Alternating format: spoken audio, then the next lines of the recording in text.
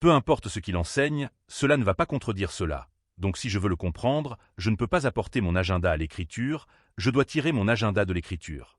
Vous êtes-vous déjà demandé pourquoi la richesse existe?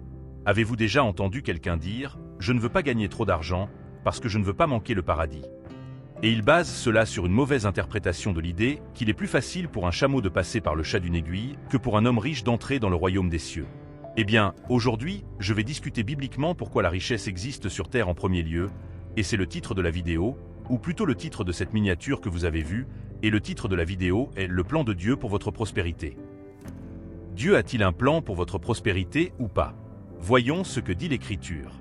Nous allons lire Genèse chapitre 2, commencer au verset 7 et lire jusqu'au verset 12.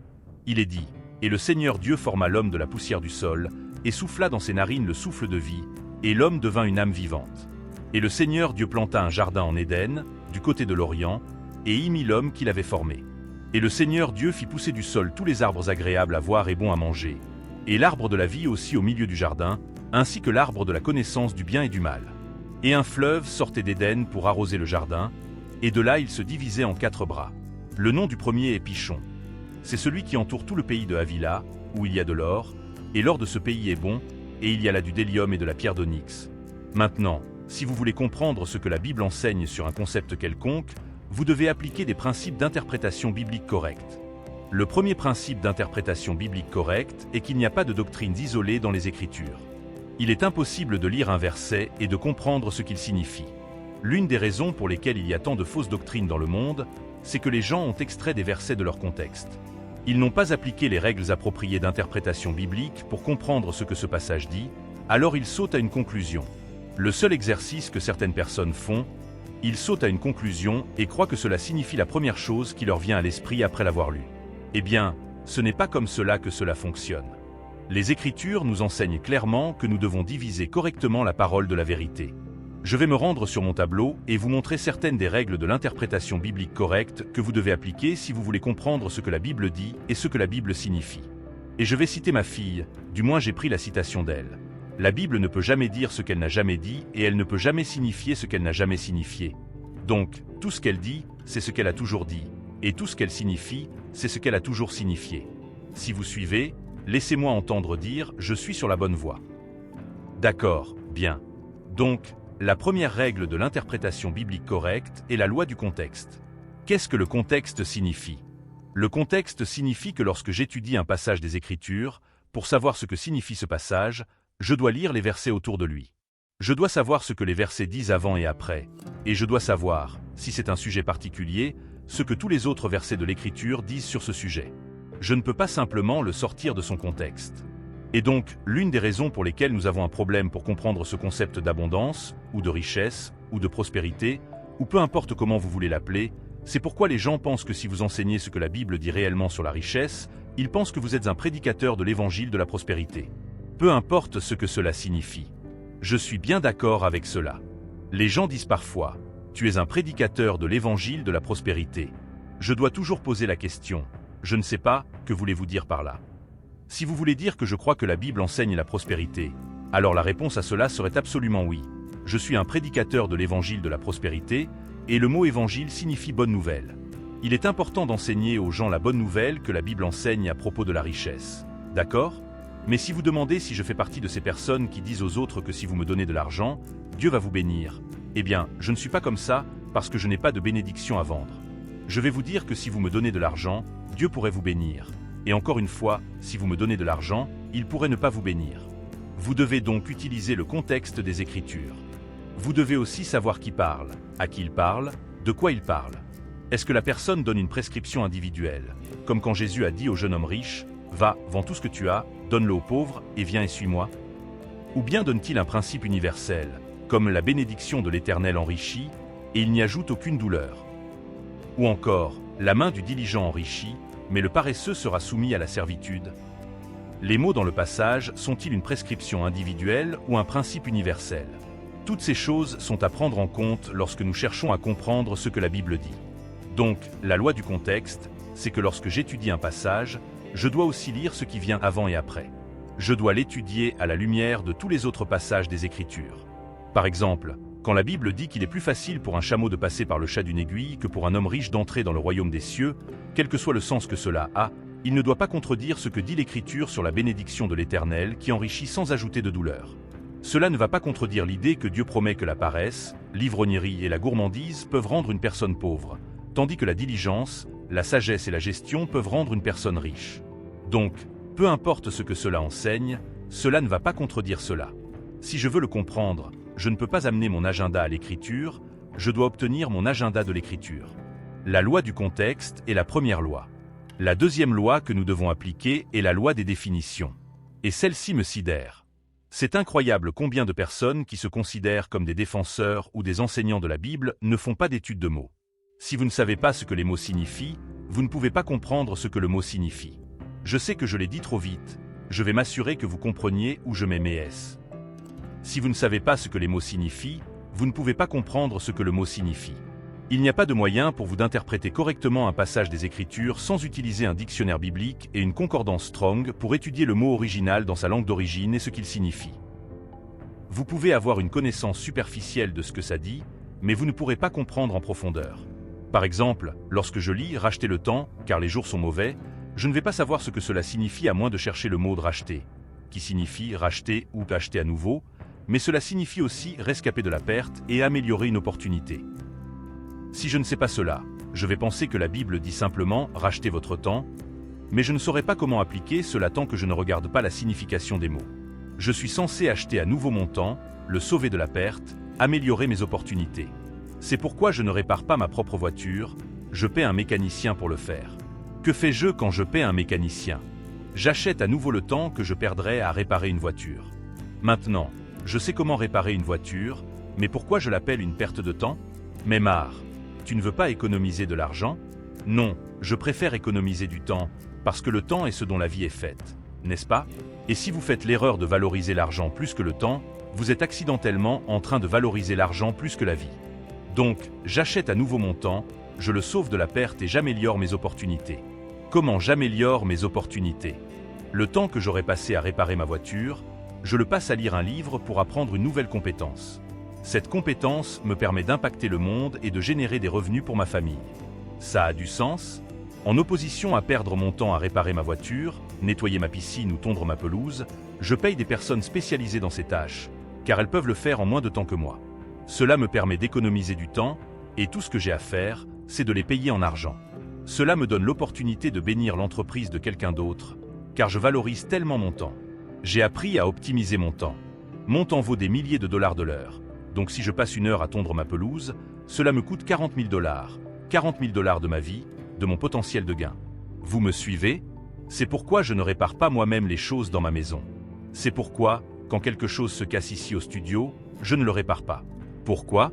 Parce que ce n'est pas une bonne utilisation de mon temps. Vous suivez? Alors, la loi des définitions. Il est dit que les jours sont mauvais, mais le mot de mauvais ici ne signifie pas diabolique, le mot de mauvais signifie difficile par nature. Les Écritures me disent donc littéralement, quand elles disent « racheter le temps, car les jours sont mauvais », qu'il faut racheter mon temps, le sauver de la perte, améliorer mes opportunités, parce que la vie est difficile. Maintenant, je conserve à la fois des ressources mentales et physiques pour les jours difficiles et les expériences difficiles que je vais traverser dans ma vie. Je n'ai pas gaspillé tout ce temps, ces efforts et cette énergie à essayer de sauver quelques centimes, quelques dollars, voire quelques centaines de dollars. Cela a-t-il du sens? Voilà ce que je veux dire quand je parle de la loi des définitions. Enfin, la dernière loi dont je vais parler aujourd'hui est la loi de la première mention, car Dieu ne change pas. Quelle est donc l'importance de cette loi? Cela signifie que la première fois que Dieu mentionne quelque chose dans les Écritures, c'est sa conception originale pour cette chose. C'est le point que je voulais vraiment aborder aujourd'hui. Comment Dieu mentionne pour la première fois quelque chose dans les Écritures, c'est son design original pour cela. Alors, quelle est la substance physique dans le monde qui représente maintenant et a toujours représenté la richesse? Quelle est-elle? L'or. N'est-il pas intéressant que l'or soit la substance physique qui représente la richesse? En tout cas, cela l'est pour moi, car quand j'étais enfant, j'étais tellement confus. Je vois de l'or, du cuivre, du laiton, et je me dis, pourquoi l'or est-il là? C'est un métal de couleur or, alors que le laiton, souvent, est beaucoup plus brillant que l'or, n'est-ce pas? Le cuivre est aussi un métal de couleur or. Alors pourquoi l'or est-il plus précieux que le cuivre ou le laiton? C'est une bonne question. Parce que l'or symbolise l'éternité. Pourquoi l'or symbolise-t-il l'éternité? C'est une bonne question. Eh bien, la rue du ciel est pavée d'or. Lorsque Dieu a dit à Salomon de construire le temple, il lui a dit de tout recouvrir d'or. Pourquoi l'or symbolise-t-il l'éternité? Parce qu'il ne se corrompt pas, il ne se détériore pas. Il dure éternellement. C'est donc une représentation physique de l'éternité. L'une des leçons que nous apprenons sans le vouloir à partir de l'or, c'est que l'éternité est plus précieuse que le temps. C'est l'une des leçons. Nous devons donc nous assurer, en vivant nos vies, de ne pas sacrifier le long terme sur l'autel du court terme, mais plutôt de sacrifier le court terme pour le long terme. N'est-ce pas une belle leçon? Un jour, en marchant dans ma maison, je me suis demandé combien de fois l'or était mentionné dans le livre de la Genèse. Car la Genèse est le premier livre de la Bible. Donc, si je veux comprendre la loi de la première mention, il serait utile de la comprendre en lien avec le livre de la Genèse, car c'est le premier livre. Tout ce que Dieu a établi dans toute l'Écriture est comme encapsulé dans la Genèse. Si vous pouvez débloquer les secrets de la Genèse, vous pouvez débloquer les secrets de la vie, n'est-ce pas? Alors, je me suis dit, combien de fois l'or est-il mentionné dans le livre de la Genèse? Et je me suis dit que cela devait être au moins 500 fois. J'ai cherché, et ce n'était pas 500 fois, ni 50, ni même 25 fois, mais exactement 8 fois. N'est-ce pas intéressant? Parce que chaque nombre a une signification. 1 est le nombre de l'unité, la solidarité de Dieu, 2 est le nombre de la séparation, la sainteté de Dieu, 3 est le nombre de Dieu, 4 est le nombre de la terre, 5 est le nombre de la grâce, 6 est le nombre de la fausseté, aussi le nombre de l'homme, 7 est le nombre de la complétude, 8 est le nombre de l'abondance, de l'infini, de l'éternité et du nouveau commencement. Et l'or, la substance qui représente la richesse, est mentionnée dans le premier livre de la Bible exactement 8 fois. C'est plutôt incroyable, n'est-ce pas? Voudriez-vous voir quelque chose d'encore plus incroyable? Dieu a utilisé l'adjectif « bon » dans le chapitre 1 de la Genèse, et il l'a utilisé 7 fois. Je m'excuse, j'ai fait une erreur, ce n'est pas 8, mais 7 fois. Le 8e usage de l'adjectif « bon » est dans Genèse 2 verset 12, où il est dit « Il y a de l'or dans cette terre, et l'or de cette terre est bon. » Voilà. Les gens pensent que la richesse, l'abondance, la prospérité est intrinsèquement mauvaise, mais ils se trompent fondamentalement. Parce que, avez-vous remarqué comment les gens, lorsqu'ils parlent de combien d'argent ils gagnent, doivent toujours s'excuser ou justifier cela? Oui, je gagne des millions de dollars, mais je donne beaucoup d'argent à la charité. Ils ont l'impression de devoir justifier leur richesse en disant ce qu'ils ont fait de bien. L'entreprise qui donne à la charité fait un double bien, parce que l'entreprise elle-même fait le bien dans le monde. C'est toute la fonction de l'entreprise.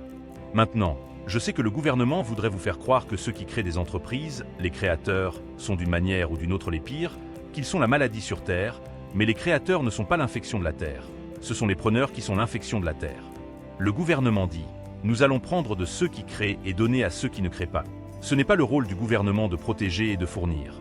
C'est le rôle du gouvernement de protéger et de servir, laissant la provision aux familles, ministères et organisations créés dans le but d'aider les gens à fournir. Bref, c'était une digression. Revenons à l'essentiel. Donc, la richesse est intrinsèquement bonne. C'est la première chose que je vois. Pourquoi existe-t-elle? Je vais faire une affirmation ici, je vais vous la prouver et je vais vous donner des ressources à lire. Vous pourrez l'étudier vous-même. La richesse existe sur terre pour le peuple de Dieu, c'est pour cela qu'elle est là. Oui, je sais, je l'ai dit trop vite, n'est-ce pas? La richesse existe sur terre pour le peuple de Dieu. Que veux-je dire par là? Eh bien, chaque fois que l'or est mentionné dans le livre de la Genèse, toutes les 8 fois, c'est en lien avec le peuple de Dieu. Oui, chaque fois. Nous avons parlé de la Genèse chapitre 2, c'est mentionné dans le chapitre 2. C'est mentionné comme la providence pour le peuple de Dieu. Qu'est-ce que signifie providence? Providence signifie pourvoir à l'avance. Dieu a mis de l'or dans le jardin d'Éden avant même d'y placer l'homme, avant même d'y placer la femme. Il a mis l'or là à l'avance parce qu'il savait qu'il allait les y placer. Maintenant, laissez-moi vous poser une question. Combien de magasins y avait-il dans le jardin d'Éden? Aucun. Certains d'entre vous sont confus. Non, il n'y avait pas de magasin, pas de JCPenney. Aucun magasin dans le jardin d'Éden. Qu'est-ce qui était à vendre? Rien. Tout était gratuit. Combien de personnes y avait-il? 2. Un mari et une femme. Alors pourquoi avait-il besoin d'or? Pourquoi Dieu aurait-il mis de l'or dans le jardin d'Éden et pourquoi nous dirait-il qu'il y en a? Si ce n'était pas important pour nous de savoir qu'il a mis là, alors qu'il n'y a que 2 personnes, qu'il n'y a pas de magasin, qu'il n'y a rien à acheter. Parce que Dieu voulait que nous sachions dès le début que l'opulence et l'abondance sont des ressources naturelles dans l'environnement des enfants du roi. C'est la première mention. Je vais devoir aller vite, car j'ai déjà beaucoup dérivé. La deuxième mention, c'est dans Genèse 13. Vous pouvez lire cela vous-même. Il est dit, Abraham était très riche en bétail, en argent et en or. Petite question piège pour vous. Abraham était-il riche? Non, il était très riche, je l'ai dit, c'était une question piège. Il était très riche, mais ce n'est pas juste. Il est dit qu'il était très riche en bétail, en argent et en or. Pourquoi? Pour qu'on ne puisse pas dire, lui ni moi, ni les prêtres, ni les prédicateurs, ni les enseignants religieux, que ce n'était que de la richesse spirituelle, il n'était pas riche en argent. On ne peut pas dire ça, car les Écritures disent qu'Abraham était très riche en bétail, en argent et en or. Cela nous montre qu'il a cette richesse en tant que possession du peuple de Dieu. Savez-vous, pendant qu'on est sur la loi de la première mention, la première fois que le mot « riche » est utilisé dans la Bible, il parle d'Abraham, qui est devenu Abraham. Abraham était-il un bon homme ou un mauvais homme? Un des gens de Dieu, bien sûr. Et il est la première personne dans la Bible à être décrite comme riche. Est-ce que vous avez quelques aha moments en ce moment? Pouvez-vous en témoigner? Alors, possession par le peuple de Dieu. La troisième fois que l'or est mentionné, c'est dans Genèse 25. C'est mentionné comme preuve de la bénédiction de Dieu sur son peuple. Quand Éléazar est allé chercher une femme pour Isaac, le fils d'Abraham, il a prié et Dieu a répondu à sa prière. Il est allé chez la famille de Rebecca et a dit « Je cherche une femme pour le fils de mon maître. » Mon maître, Dieu l'a béni et l'a rendu très riche. Il est vieux et va bientôt mourir, il laisse tout à son fils. Ensuite, il a donné des bijoux et de l'or à la famille de Rebecca comme preuve de la bénédiction de Dieu sur le peuple de Dieu. La mère de Rebecca lui a dit « Chérie, es-tu sûre de vouloir partir avec cet homme maintenant? Pourquoi ne pas attendre une semaine ?» Rebecca a répondu « Maman, tu n'as pas entendu ce que cet homme a dit? Son maître est riche, il a un fils et il cherche une femme pour ce fils. Il m'a choisi, et tu veux que j'attende une semaine? Je dois y aller. » C'est ainsi que j'imagine l'échange. Pourquoi? Parce qu'ils étaient des gens comme nous, preuve de la bénédiction de Dieu sur son peuple. Ce n'est pas la dernière mention, mais c'est l'une des dernières. C'est mentionné comme une provision pour le peuple de Dieu. Je vais terminer avec ça. Genèse 41, 42 dit ceci.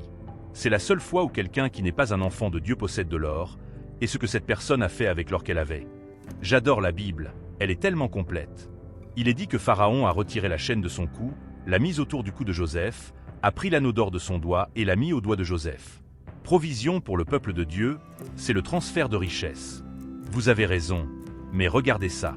Il y avait un homme dans l'Ancien Testament qui était le plus sage et le plus riche de tous les temps, mais il était aussi le sage fou, car au début de sa vie, il s'était soumis à Dieu, mais au milieu de sa vie, il a épousé des femmes païennes que Dieu lui avait interdit d'épouser.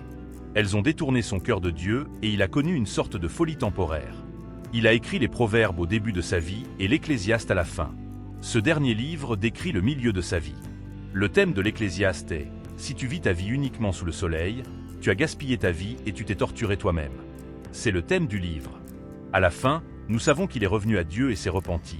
Car à la fin de l'Ecclésiaste, il dit « Craignez Dieu et gardez ses commandements, c'est là le tout de l'homme. » Il a retrouvé sa raison après sa folie temporaire. Je vais lire ce que Salomon a dit. En fait, je vais vous le montrer sur le tableau. Très rapidement. Voilà ce qu'il dit dans Ecclésiaste 2h26. Car Dieu donne à l'homme qui est bon à ses yeux la sagesse, la connaissance et la joie. Je vais vous poser une question. Que donne Dieu à l'homme qui est bon à ses yeux? La sagesse, la connaissance et la joie. Tout le monde lit avec moi. La sagesse, la connaissance et la joie. Et puis il dit, mais à celui qui est pécheur, il donne du travail. Pourquoi donne-t-il du travail au pécheur? Afin qu'il puisse amasser et entasser, et donner à celui qui est bon devant Dieu. Voilà ce que les Écritures nous enseignent. Dieu a donné aux méchants la richesse pour qu'ils puissent accumuler et ensuite la transmettre.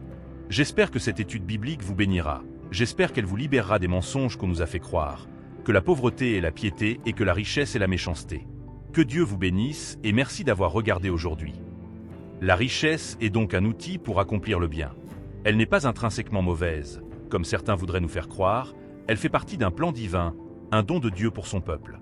Dès le début, dans le jardin d'Éden, l'or a été placé là, non pas par hasard, mais pour prouver que l'abondance fait partie du plan divin. Ce n'était pas un luxe pour des êtres humains sans besoin, non, c'était une ressource pour les enfants du roi. Une ressource destinée à permettre à l'humanité d'accomplir des missions plus grandes que celle de simplement survivre. Dieu, dans sa sagesse, savait que l'or, l'abondance, la richesse, serait un moyen par lequel ses enfants pourraient bénir le monde. Regardons encore l'exemple d'Abraham. Il était très riche, non pas par une chance ou une coïncidence, mais parce que Dieu voulait que sa richesse serve à un but supérieur. Il n'était pas riche juste pour lui-même, mais pour être un canal de bénédiction. Et même dans cette richesse, la Bible précise de manière nette qu'Abraham était riche en bétail, en argent, en or, des ressources tangibles, des moyens réels par lesquels il pouvait agir et étendre l'impact de son héritage. Ce n'est pas un hasard si la première mention du mot « riche » dans les Écritures est faite à propos d'Abraham. Cela nous montre que la richesse fait partie du plan divin pour son peuple. D'ailleurs, au moment où Éléazar se rend chez Rebecca, ce n'est pas juste une question de trouver une épouse, c'est aussi un témoignage de la bénédiction de Dieu. L'or, les bijoux, tout cela est une confirmation de l'abondance promise à ceux qui suivent le chemin de Dieu. Et quand Rebecca, dans sa sagesse, choisit de suivre cet appel, elle montre qu'elle a reconnu que l'abondance n'est pas un simple bien matériel, mais une partie d'un héritage spirituel. Quand Pharaon, lui-même un non-croyant, remet à Joseph le collier d'or et l'anneau, il nous montre un autre aspect de cette vérité. Dieu utilisera même les méchants pour accomplir ses desseins. Dieu n'a pas besoin que ses enfants possèdent la richesse pour agir, mais il permet que des richesses soient amassées par ceux qui ne le servent pas, dans le but qu'elles soient transférées à ceux qui le suivent, pour leur faire accomplir sa volonté sur terre. Et enfin, la sagesse de Salomon nous rappelle que Dieu donne la richesse et les bénédictions à ceux qui lui sont agréables.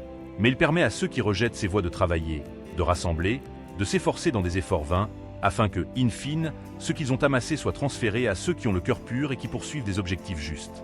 La richesse ne réside pas dans la possession, mais dans l'utilisation qu'on en fait.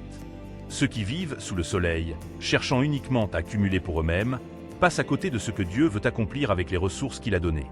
Ce que nous enseigne l'Écriture, c'est que la richesse est un moyen. Ce n'est ni la fin ni l'objectif ultime. Ce n'est pas de l'opulence pour la vanité, mais une ressource pour la mission. Ceux qui se soumettent à Dieu et à sa volonté se trouvent dans la position de bénéficier des ressources qu'il met à leur disposition pour transformer le monde, non pour accumuler simplement pour eux-mêmes, mais pour honorer Dieu, bénir les autres et faire avancer le royaume. C'est ça, le vrai but de la richesse. C'est un appel à réévaluer nos priorités, à nous aligner avec la vision divine et à comprendre que, finalement, tout ce que nous avons doit servir à un but plus grand, plus noble, celui d'accomplir la volonté de Dieu sur terre. La vérité que nous devons saisir, c'est que la richesse, loin d'être un fardeau ou une malédiction, est une responsabilité divine. Elle est une ressource précieuse, un moyen par lequel Dieu veut accomplir ses desseins.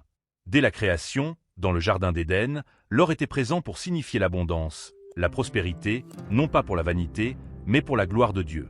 L'or dans le jardin n'était pas un hasard.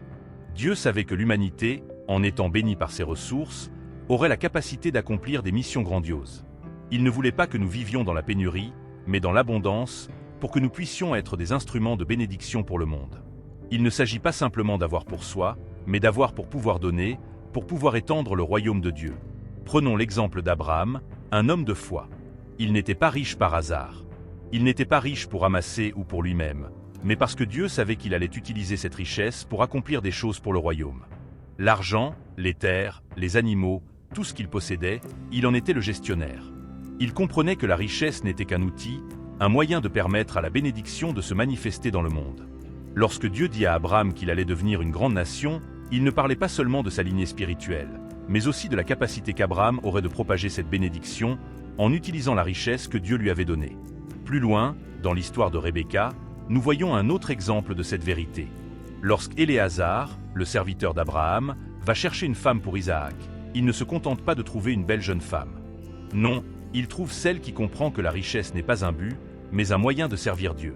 En acceptant les dons en or, Rebecca ne fait pas que recevoir des biens matériels. Elle reçoit un héritage spirituel, une bénédiction divine qui la place dans le plan de Dieu pour accomplir une mission plus grande qu'elle-même. Cette histoire nous montre que la richesse fait partie intégrante de l'appel divin, qu'elle est utilisée pour propager la bénédiction et accomplir des œuvres qui honorent Dieu. L'histoire de Joseph et de Pharaon nous montre une autre facette de ce principe. Lorsque Pharaon, un homme qui ne connaissait pas Dieu, offre des biens à Joseph, c'est encore une fois une illustration de la souveraineté de Dieu. Dieu permet à ceux qui ne l'honorent pas de rassembler des biens, mais il a un plan pour ce qu'ils accumulent. En fin de compte, ce qu'ils ont amassé est destiné à ceux qui honorent Dieu et qui ont une mission divine à accomplir. C'est un transfert de richesse qui n'est pas dû à la chance ou à l'opportunisme, mais à la sagesse de Dieu qui guide chaque aspect de l'histoire humaine. Enfin, le livre de l'Ecclésiaste nous montre la sagesse de Salomon, un homme qui, au début, vivait selon les principes divins. Mais en s'éloignant de Dieu, il a vu la vanité de la poursuite des biens matériels.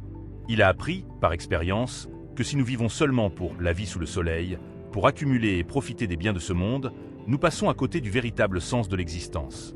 Salomon nous enseigne que la véritable richesse, la véritable sagesse, se trouve dans l'alignement avec Dieu. Ce n'est pas dans l'accumulation de biens que nous trouvons le sens de notre vie, mais dans notre relation avec Dieu et dans notre capacité à utiliser ce qu'il nous donne pour accomplir sa volonté. La richesse, donc, n'est pas une fin en soi, mais un moyen. Ce n'est pas une malédiction, mais un cadeau de Dieu pour son peuple, pour accomplir sa mission sur terre. Elle doit être utilisée non seulement pour bénir notre vie, mais pour bénir ceux qui nous entourent. Chaque ressource que Dieu nous donne est une opportunité d'étendre son royaume, de faire le bien, de propager la lumière. Si nous vivons avec cette compréhension, nous ne chercherons pas à amasser pour nous-mêmes, mais à être des gestionnaires fidèles des biens que Dieu nous confie. Nous comprendrons que tout ce que nous avons appartient à Dieu et que notre appel est de l'utiliser pour honorer Dieu, servir les autres et accomplir la mission qu'il a placée sur nos vies. Et c'est ainsi que nous devons voir la richesse, comme un moyen de glorifier Dieu, un moyen de répondre à l'appel divin sur notre vie. Ce n'est pas le plus important de vivre dans l'opulence, mais de vivre en obéissant à la sagesse divine, en cherchant à accomplir sa volonté avec ce qu'il nous a confié. En faisant cela, nous vivons selon la loi divine de la prospérité, une prospérité qui va bien au-delà de l'aspect matériel, une prospérité qui touche notre âme, notre esprit et notre relation avec Dieu. C'est cela la véritable richesse. Mes amis, ce que je veux que vous compreniez aujourd'hui, c'est que chaque ressource que Dieu met dans vos mains a un but. Rien n'est accidentel. La richesse, le temps, les opportunités, tout cela fait partie d'un plan plus grand, un plan divin. Et si vous êtes ici, en train d'écouter ce message, c'est que Dieu a un appel pour vous. Un appel à utiliser ce qu'il vous donne pour sa gloire, pour accomplir des œuvres qui dépasseront votre vie et toucheront des générations à venir. Mais ce n'est pas tout. Pour accomplir ce grand appel, vous devez être équipé. Vous devez connaître la vérité. Vous devez comprendre comment Dieu veut que vous viviez, comment il veut que vous gériez ce qu'il vous a confié. C'est pour cela que je suis ici pour vous partager ces vérités, ces principes qui transformeront votre vie, qui vous ouvriront les yeux sur ce que vous pouvez accomplir en Christ. Si vous êtes touché par ce message, si vous voulez en savoir plus et être inspiré à vivre selon ces principes divins, alors je vous invite à vous abonner à cette chaîne. En vous abonnant, vous allez faire un pas de plus vers la découverte de ce grand plan de Dieu pour vous. Et vous allez rejoindre une communauté de personnes qui, comme vous, sont déterminées à honorer Dieu avec tout ce qu'elles ont. Ne laissez pas ce message être juste une parole passagère dans votre vie. Faites-en une semence qui porte du fruit. Abonnez-vous, activez les notifications et soyez les premiers à recevoir des messages qui, je le crois de tout cœur, peuvent changer le cours de votre vie. Ensemble, nous allons avancer dans la vérité, grandir dans la sagesse et accomplir des choses que nous n'aurions jamais imaginées. Alors n'attendez plus, faites ce pas aujourd'hui et rejoignez-nous dans ce voyage de transformation. Que Dieu vous bénisse abondamment et n'oubliez pas, la richesse que vous recherchez, la sagesse que vous désirez, tout cela est à portée de main. Vous avez été créés pour vivre dans l'abondance, dans la prospérité et dans la gloire de Dieu. Abonnez-vous et laissez-nous accomplir cela ensemble.